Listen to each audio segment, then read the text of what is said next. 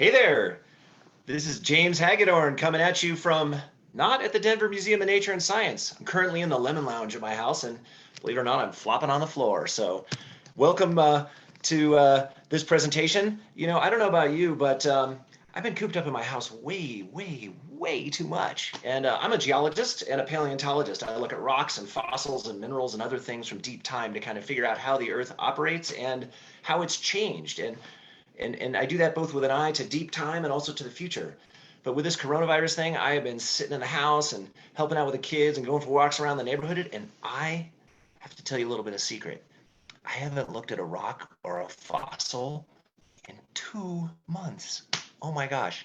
So as I was putting together this presentation today, I thought, why don't we do something a little different? I can show you a bunch of graphs and some slides with lots of data and some tables, or maybe we could go on a virtual field trip and go look at some rocks. And what better place to look at rocks and fossils and feel like you're connected with the great outdoors than the Grand Canyon. So I'm going to take us on a little virtual field trip to the Grand Canyon. I want to share with you some of the really amazing research that colleagues of mine from New Mexico and Arizona and Utah and Idaho and other places, and in fact even from Canada, have all been working together to kind of take on over the last couple of years. And my dad always asked me, he's like, why would you want to go to the bottom of the Grand Canyon? Everybody's been there already. It's just a big hole, and there's a lot of rocks there, and they're really old. And don't we know everything else there is to know about them already? Well, it turns out, just like your iPhone, think about all the things you could do with your phone today. You can have food delivered to your house. It's a GPS. It's a camera. It doesn't quite brush your hair, but I've seen people try. But your phone does all sorts of things that devices couldn't do even just 5 or 10 years ago. And science is very much the same way. We have new instruments, new techniques, and we also have a connectivity of language and information from the web, from one country to another, from small places to large, that allows us an amazingly new contextual framework that we can use to answer questions about how our Earth behaves, both now and in the past. And so what better place to go to kind of apply some of the new knowledge and that new framework and some of these new techniques than one of the greatest geological laboratories on Earth, the Grand Canyon. So I'm going to switch screens here for a moment. And one of the things I'm going to do is give you a presentation on what we've been doing down at the bottom of the Grand Canyon. And I'll tune back in a moment. You'll be able to see my head. But for now, let's take a look at some rocks from the bottom of the Grand Canyon. And if you've got any questions or comments, or maybe you've been to the Grand Canyon, or you've got some amazing rocks or fossils next to you, shoot us a comment or make a thumbs up in the on the Facebook page and just let us know. We'll answer some questions in a few minutes. So this is us rafting down the river in the bottom of the Grand Canyon. And one of the things about working in the Grand Canyon is you can hike in from the top, but man, that is one of the biggest, deepest holes in this country, maybe certainly one of the biggest ones on the planet. And so to really get at the geology, those layered rocks that have built up over time, sometimes it's actually really helpful to start at the bottom. And so a bunch of us actually go down on rafts. And here's us at the bottom of the Grand Canyon. And thanks, by the way, to all the colleagues who've helped share images from our field trips over the years to the canyon.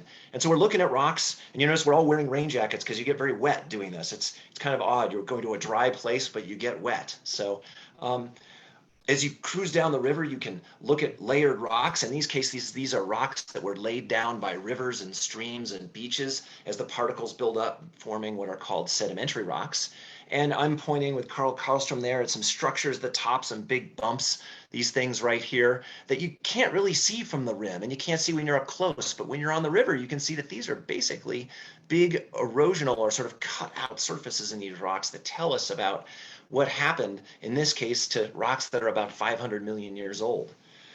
So as our team of scientists and students and citizen scientists moves its way down the river, we'll oftentimes pull over and check out the rocks. And of course, the rocks have got hugely steep canyons and walls that are really hard to get up. So we look for side canyons that we can go up and layer by layer look at these rocks like the pages of the book.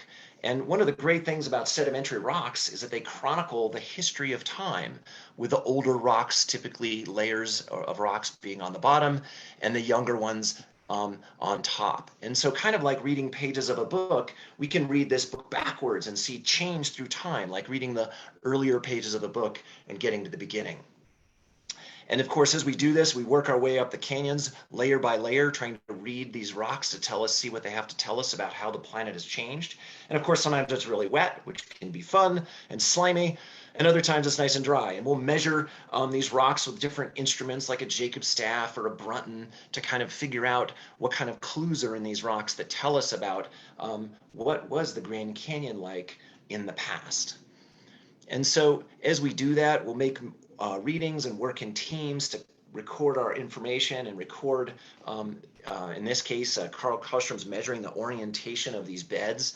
And one of the things you can see on these rocks right here on the edge is there's these sort of kind of curved dinner plate type structures. Those indicate that the current, in this case, that formed these sands, the sands that made this sandstone, went from Carl over to the left. And we can assemble all this information together as scientists to get a picture of how these environments change through time. And I'll tell you a bit of a secret that most people don't know, and that is that there are a bunch of hidden sedimentary rock layers in the Grand Canyon. And they've been right in front of our face the whole time. In fact, many of the older geologists that mapped the canyon noticed them, but we didn't have the techniques back in the day to be able to date these weird little, what I call tweeners. And I'm going to show you one of those right here. So this is a granite on the bottom here. That's kind of rock that cools from lava that makes up Pikes Peak here in Colorado. And this little wedge is a little tweener. It's a pile of sedimentary rock that kind of records a moment in time before the continent was flooded and these big, thick, laminated or banded rocks were deposited over the top of them. Here's another example. Here's a little what's called a monadnock or a bump. This is like a little hill that's left over before these sedimentary rocks, these big sands that were formed by rivers and beaches, got deposited over the top of them through a giant flooding event 500 million years ago. So one of the things that a lot of geologists still do today is go out and map rocks. That is, look at the distribution of rocks and how they're arranged relative to one another to try to find these missing moments in time.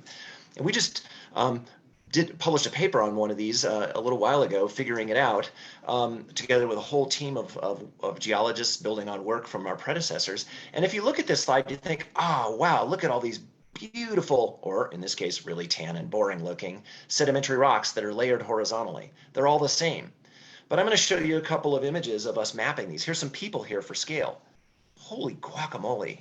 This just makes you realize how big the Grand Canyon is. It is monstrous. So I'm going to outline the layers of some of these different rock types. This is a sandstone above this line here that was formed in beaches and rivers. And below it, the rocks are actually curved. And the rocks are actually getting truncated or cut off by this big flood-produced or sort of flooding event-produced sandstone. And over here on our right is a giant debris flow, like an underwater avalanche that basically is coming down the edge of an ocean bank or something like that.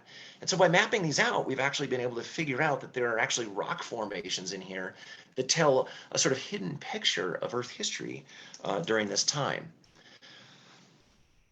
Here's another example right here from just this last year. We were in the field and we were, again, looking at what seemed like all the same horizontal rocks. But if you look right up above Mike Moore's head up here, there's this wedge, and I'm going to move this over to the right. This is actually the nose of a giant underground landslide or debris flow that came from over here on the right and over here on the left, kind of like pushing layers of a carpet across a wooden floor. These rocks were just shoved from one area over here to this area over there. And you think, okay, it's a big bundled up, jumbled up pile of rocks. What's so cool about that? Well, in order to slide rocks downhill, that means you have to have a hill. That means you have to have an edge and topography or relief from a high area to a low area. And so one of the things we've been doing, both in the canyon and also digitally here back at the museum with interns like Emerald Spindler and other Daniels interns, has been to sort of try to map these out over time and get the orientation of these beds and map the distribution of these different paleo highs or paleo hills or ancient hills and valleys and flat areas. And so this is an image of the eastern part of the canyon. And the different colors here, the grayscale values correspond to the depth of the canyon. And then these little green dots indicate all the places where we've been able to make measurements as to where these sedimentary rocks are starting to blanket these sort of hidden valleys or hidden hills and things like that. And this is a sort of an early first impression of a paleotopographic map of this area. And these are generated from measuring all these features like the ones I just showed you in the slides a minute ago. These little bullseyes here in bright green, these are 500 million year old hills. And what's in between the hills? Little valleys. And so what's pretty cool about this is we can assemble this information together to get a picture for what did the landscape look like 500 million years ago or 200 million years ago and so forth. And that's really relevant because if you want to time travel and understand how the Earth has changed, you've got to be able to visualize, well, was it all flat like Kansas? Were there giant mountains where the Grand Canyon is today, but 500 million years ago? Were the Himalayas there? Was there a sea there? Or maybe was there a giant desert? And it turns out there's probably elements of all of those things there. So this is a picture from the South Rim, from right near the visitor center. And one of the things I'm going to show you is this is a Paleo Valley right here. And this is kind of a secret pile of sediments that geologists have known about for years, but haven't really been able to date or figure out. And so we're going to zoom into this. We're going to go up to Phantom Canyon. And again, here's the basement or sort of underground rocks formed by lava and other processes. And then this is a sort of hidden layer of sedimentary rocks that we just had a chance to take a closer look at a few years ago. And here's Zachariah standing on some of these. Again, to give you a sense of scale, he's standing on a fossilized sand dune. So this is the sand that cascaded down giant dunes like those that exist in the Sahara or the Great Sand Dunes of Colorado or the Gobi Desert and the like. But these are 500 million year old sand dunes. And we can look at the surfaces of some of these dunes and find tiny microscopic ripples on them. And these ripples are really cool because they tell you the direction in which ancient wind was blowing. And they were blowing in the direction my finger is pointing in this picture. How cool is that? I can look at a rock, and not only is that rock 500 million years old, but I can tell you the day that that rock was formed and the direction of wind from a rock. Holy smokes, so cool. And what's really neat is that on some of the surfaces of these wind-borne deposits are little tracks and trails of little critters, kind of like caterpillars or little beetles or the like that cruised up and down these dunes. And some of these tracks and trails might be the earliest evidence for animals cruising onto land. So there's a reason we're actually looking at rocks at the very bottom of the Grand Canyon, and that's because the rocks that I'm showing you here, they are often called the Tapeats sandstone, were formed during a time when one of the great big flooding events occurred, blanketing most of North America and the world's continents with shallow oceans. And they also formed during the time when animals were really blooming in the world's oceans and when the first critters were crawling onto land. And one of the biggest enigmas in the sort of scientific field of this time is, are any of those events related? Or maybe they related to or caused by some other factor like giant volcanic eruptions or plates ripping apart. And the way we figure it out is by figuring out ancient topography and ancient environments and dating rocks and fossils and linking them all together to document change through time. So here's Zachariah's hand showing these channels on these rocks, these sort of sculpted structures. These show the direction of ancient little streams that flowed. Here now he's showing the flow direction. He's kind of doing a little dance. Ooba juba juba juba juba. Super cool. So the streams in this case are flowing from the left to the right, from him away from him. So we can tell ancient wind directions. We can tell the direction ancient streams went. We can even tell where the groundwater was, right here below his foot. These are what are called pedogenic carbonates, and these are little structures or concretions or little nodule-like structures that form at the groundwater that's below the surface in these dunes. And so we can put all this information together about the topography and the environments, but we need one other part. We need biology. And in these rocks are lots of clues to biology known as fossils. And so in this case, next to my finger are some little hook shape or arcuate kind of C-shaped structures. These are all a bunch of little clam-like fossils called brachiopods. There's even some snails in these rocks here. And in the most case, these have been dissolved away. But if you crack open enough rocks here, like John Foster's cracking them open, and I'm looking really, really, really hard at these little grains, you can find fossils in these rocks that are still intact and tell you about who the inhabitants were in this ancient topography and in these ancient environments. And here are some of them right here. Here's my fingernail for scale. I know you're thinking, wow, those look like bird poop. Well, they kind of do look like bird poop on a rock. But these are phosphatic brachiopods. So they're brachiopods, little sea-dwelling clam-like creatures that have skeletons made out of the same mineral that our bones and teeth are made out of. And they're kind of squashed in this core sandstone here. And they tell us that these rocks, this sandstone that they're in, was actually a marine aquatic environment rather than a river or a lake. Similarly, some of these rocks, if you get really lucky, have amazing cockroach-looking beasts in them like this. This is a huge trilobite from the Bright Angel Shale just above these, the layer that I was showing you a moment ago. And these things swim around on the ocean bottom, munching on the mud and worms and other things too. So, and there's nothing quite as fine as a day at the bottom of the Grand Canyon when you find your first trilobite. And here's Mike Moore, a graduate student up at Boise State that we took down the canyon. And man, this guy was stoked. Here he is, circled in pen, his very first trilobite head. And you know, trilobite workers have a special code. There's trilobite heads are called cephala, and trilobite rear ends are called trilobutts. Anyways, here's Mike with his first one.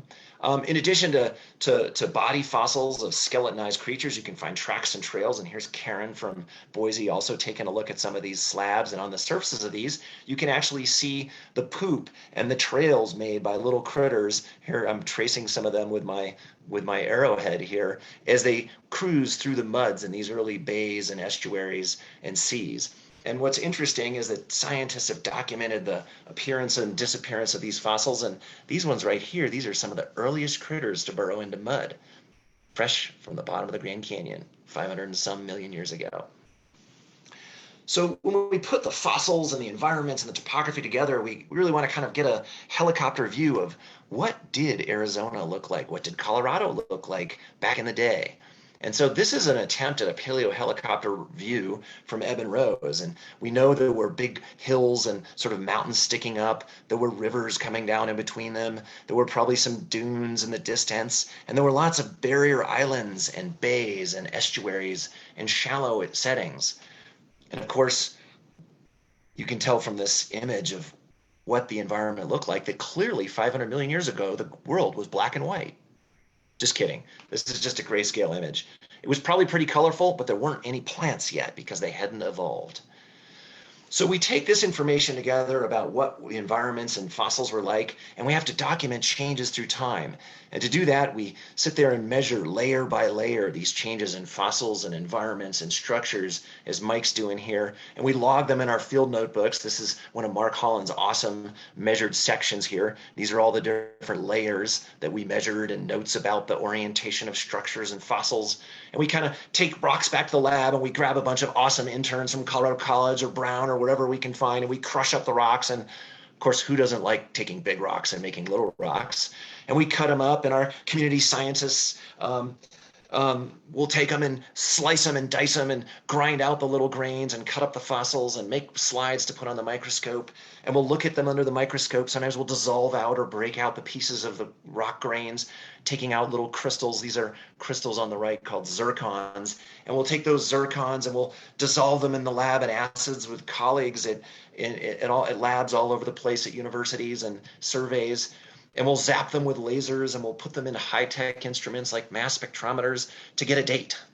And we'll publish a really kind of crazy looking figure like this, where we dated a rock down here at being 507 million years, 0.68 million years old. And we'll document the fossils that are in these rocks with pictures of them and unpronounceable Latin names. And we'll put all this information together to come up with the pages of the book, in this case, of the bottom of the Grand Canyon. And then we'll compare this data and share it with our colleagues all over the world who, as you can see, this is what the world might have looked like 500 million years ago, and North America is way over here. And we'll compare trilobites, ours are indicated with little blue heads here, with trilobites from Europe and Africa and Asia and Australia and all the pieces of continents that used to be floating around to try to get a picture of how these environments and organisms have changed through time. And so we've got a lot left to do in the canyon. We've got a lot, lots of rocks and lots of pages of the books left to uncover and to read. And I'm really looking forward to sharing those adventures with you in the coming years. So if you have any questions, please give me a shout. Yes. Hi, James. We do have some, and hi, everybody else. I'll introduce myself. My name is Memory. I'm in the marketing department at the museum. I'm just going to let James know your questions. Okay, so we have one from Bonita. She asks, any results from the dating yet? Well, some of the dating suggests that those layers of rocks at the very bottom of the Grand Canyon were actually deposited about 5 or 10 times faster than we ever thought before. We used to think they represented a long time, tens of millions of years, and we just learned in the last couple of years they only represent a few. So we've just got funding from the National Science Foundation to go back and date more rocks there, and we're really stoked to do that. So stay tuned. And all right, James, that's all the questions I'm seeing for right now. So if you want to maybe leave us with a few more words, maybe there are some more cool pictures you want to show everybody. Well, one thing I wanted to say is that, depending on where you are, the record of Earth history is all around us. I mean, here in Colorado, we have 2 of the 3 biggest canyons, biggest holes on the continent, right in our backyard. One of them is Black Canyon of the Gunnison, and it's a national park, and it's a really amazing place. You can go there and see basically ancient volcanic rocks that have been squished on the bottom and have jets of magma and underground lava cracking them and making all sorts of fractures like the veins on my backs of my grandmother's hands, and you can get right up to it. And there's an Earth history story there that hasn't been totally uncovered yet, and maybe you could take a part in it. And for those of you that have been to a place called Glenwood Canyon, as you drive west from Denver to, let's say, Salt Lake City or Grand Junction, whether you're from Colorado or not, you drive through one of the biggest canyons in North America. And that canyon has got the same rocks basically as the bottom of the Grand Canyon. And so maybe, well, I wouldn't say pretend to get a flat tire and pull over and check them out. Not that any geologists we know have done that, but maybe just drive really slowly with the flashers on and check them out next time you're going through. Or go on a hike. There's an amazing hike up there at Bridal Veil Falls where you can basically walk through almost 250 million years of Earth history, layer by layer, and you're sort of greeted at the top with a bodacious waterfall that's kind of cascading out the topmost frosting unit on there through little holes that were formed during the last global ice age. Awesome. All right, James, now we got the questions rolling in. Okay. So we have one from Melissa. Melissa asks, can zircons come in different colors? Did I say that right? Zircons? Yeah, zirconium. Zircon is one of the most useful minerals, and it's like, oh yeah.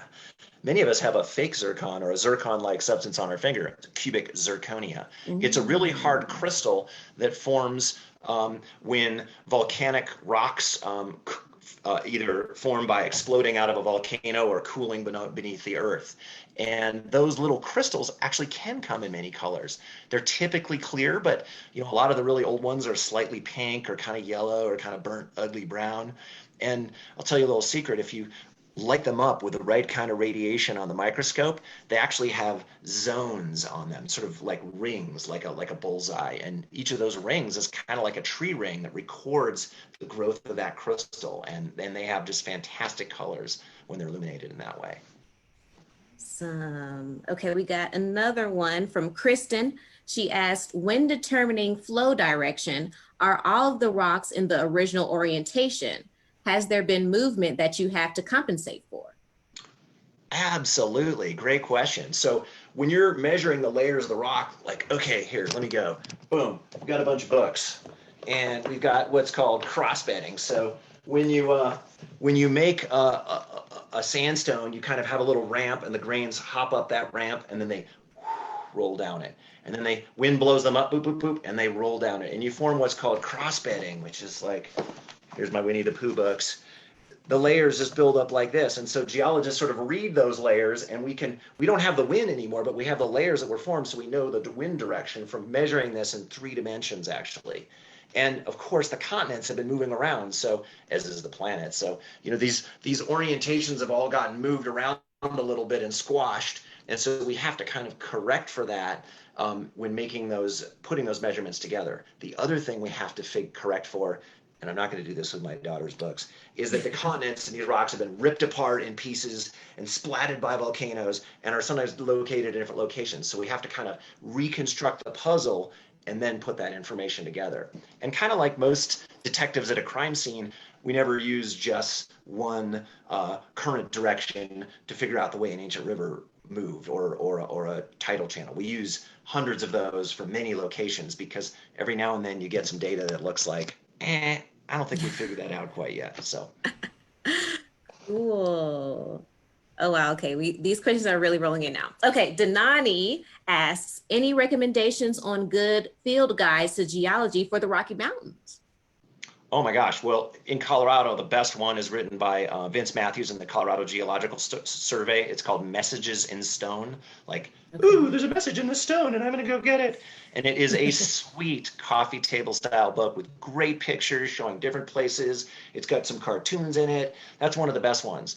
For other states, actually almost all states have one called Roadside Geology of Vermont, New Mexico, fill in your place. But a lot of states will have one that has a lot more pictures, it's in color. And so depending on what state you're from, I'd say hit Amazon or Bookfinder or something and get it shipped to your house and then go on a little tour, right? Awesome. Rock tour.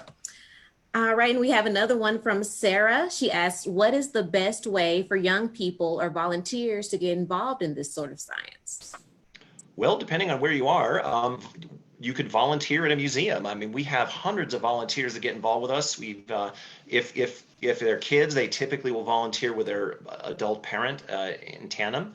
But if you're an adult, you can sign up to be a volunteer, and that's a way to get involved as a community scientist. And we've got tons of people, for example, at our museum that work on the floor of the museum, helping the audiences connect with nature and science. Some of them work behind the scenes, some of them work in the field. The other way is through clubs. So there's a lot of hobbyist clubs, whether they're fossil clubs, meteorite clubs, mineral clubs, rock clubs, and depending on where you live, I'd get on the internet and look for one. It's a great way to meet people who might be similar to you and that they're just starting to learn about this, or maybe it's their hobby, or maybe they do it as a profession, and they can help connect you with resources in your area to really sink your teeth in and learn. And it's so fun to be around people who are pumped up about that kind of stuff. You'll find it infectious. Great. And I think we have time for one more question. We have a question from Steve. He asks, what caused oceans to reside to their current levels?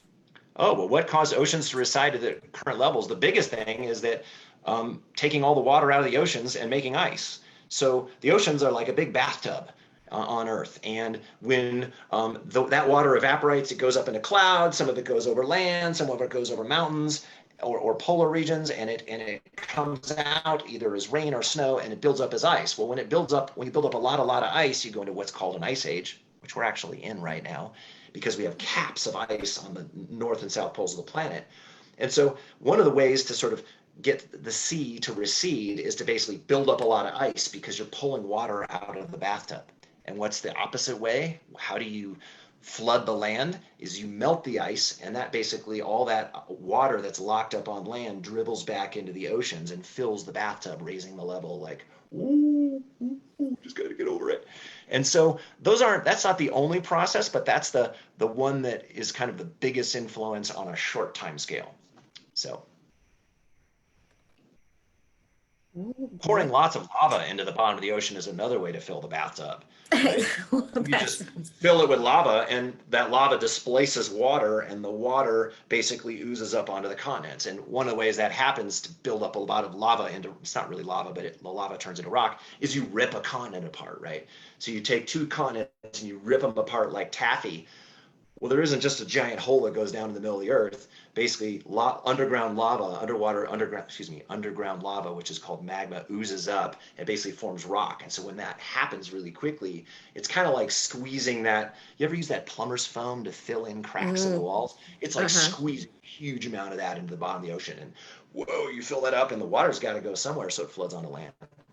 Those are the two big ones in Earth history. But that process takes a long time.